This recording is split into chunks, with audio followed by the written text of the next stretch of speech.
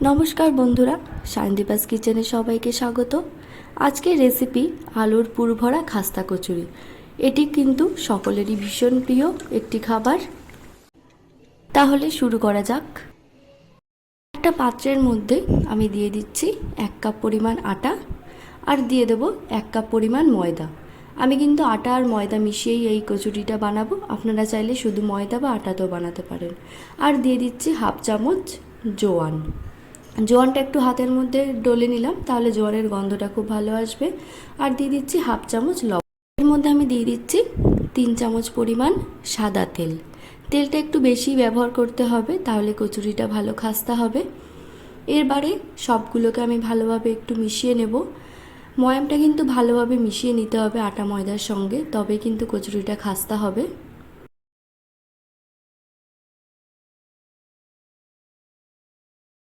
ময়ামটা আমার ভালোভাবে মেশানো হয়ে গেছে। এবার অল্প অল্প করে জল দিয়ে ময়দাটা আমি মেখে নেব।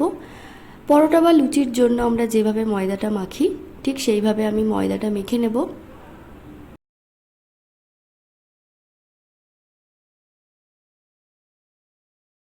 পাচ্ছেন খুব সুন্দরভাবে আমার ময়দাটা মাখা হয়ে গেছে। এবার একটা সুতির ভেজা কাপড় দিয়ে আমি ঢেকে রাখবো ময়দাটা 10 মিনিটের জন্য। একটা মশলা বানাবো, তার জন্য আমি দিয়ে দিচ্ছি 2 চামচ গোটা ধনে, আর দেব 1 চামচ গোটা মৌরি, আর দিয়ে দেব 5টা শুকনো লঙ্কা। লঙ্কাটা আপনারা কম বেশি করতেই পারেন। আর দিয়ে দিচ্ছি 1 চামচ সাদা জিরে। মশলাগুলোকে আমি গুঁড়ো করে নেব।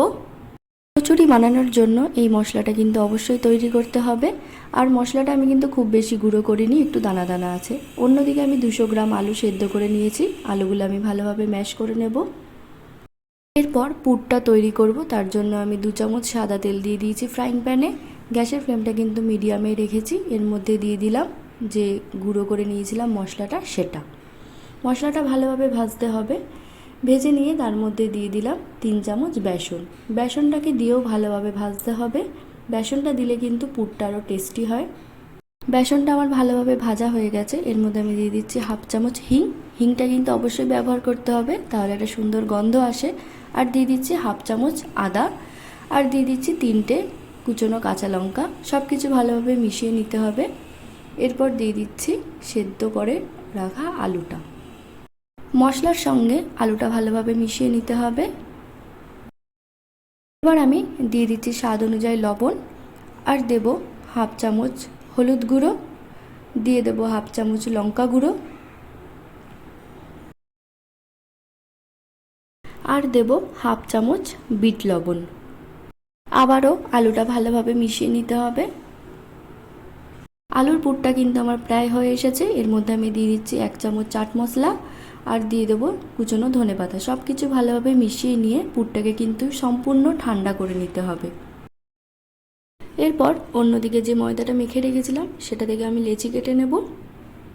গোল গোল করে আমি লেচি কেটে নিচ্ছি।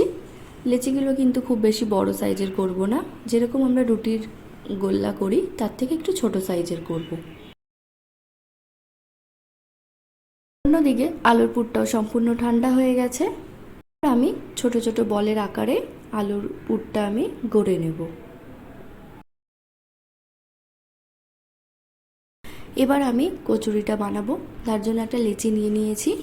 লেচিটাকে আঙুলের সাহায্যে আস্তে আস্তে প্রেস করে করে একটা বাটির মতন গোল শেপে আনতে হবে। খুব বেশি পাতলা করবে না, তাহলে কিন্তু কচুরিটা ফেটে যেতে পারে। এরপর আমি এর মধ্যে দিয়ে দিচ্ছি ছোট্ট একটা আলুর বল। দিয়ে ভালোভাবে মুখটাকে মুড়িয়ে নিতে হবে, যাতে পুরটা না ফেটে বেরিয়ে যায়। এবার হাতের সাহায্যে আস্তে আস্তে প্রেস করে গোল করে নিতে হবে। দেখতেই পাচ্ছেন আমি কীরকমভাবে বানিয়ে নিয়েছি, ঠিক এভাবেই বানালেই হবে।